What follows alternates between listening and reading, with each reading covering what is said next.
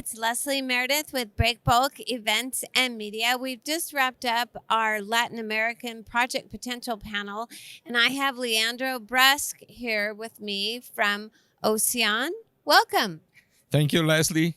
Thanks for inviting me again to do a panel on Breakbulk Americas on this celebration year. Absolutely. We are thrilled to have you. And can you give our audience a couple of key points from the panel?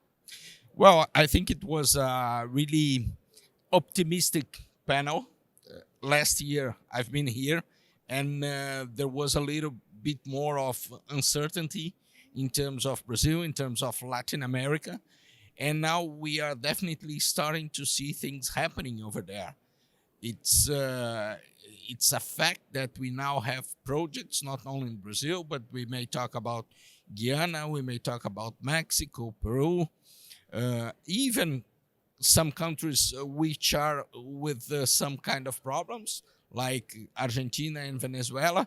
We still can see the light by the end of the tunnel. Well, that is good news. Definitely, that's the idea, to get the audience optimistic and ready to do new business down in Latin America. Right, exactly. So what sectors do you think hold the most potential? Definitely, oil and gas is still the key one because we are not talking about perspectives.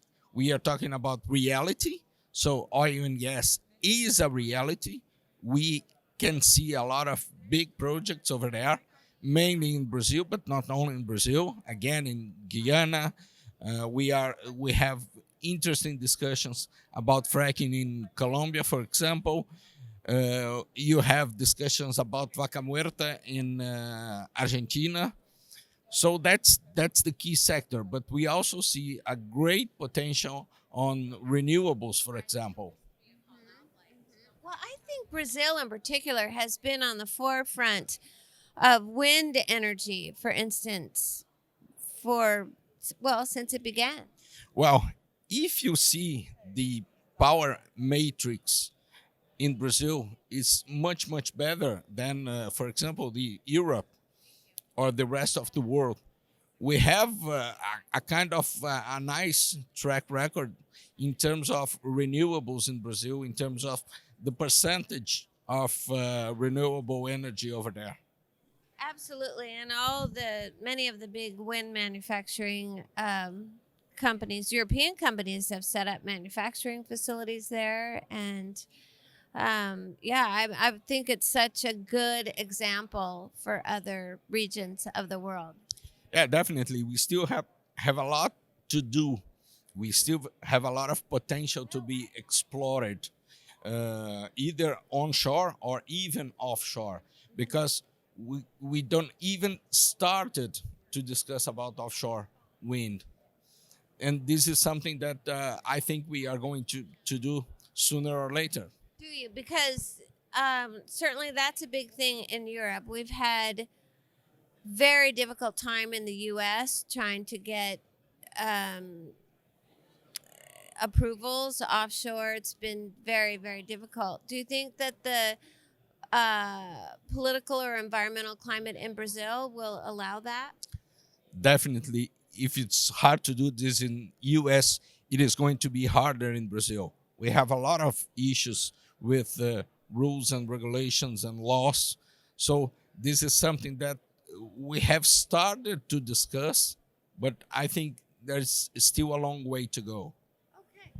All right. So, as you mentioned, this is not your first break bulk, and we love having you back. And this is our 30th anniversary. So, can you tell us what break bulk means to you?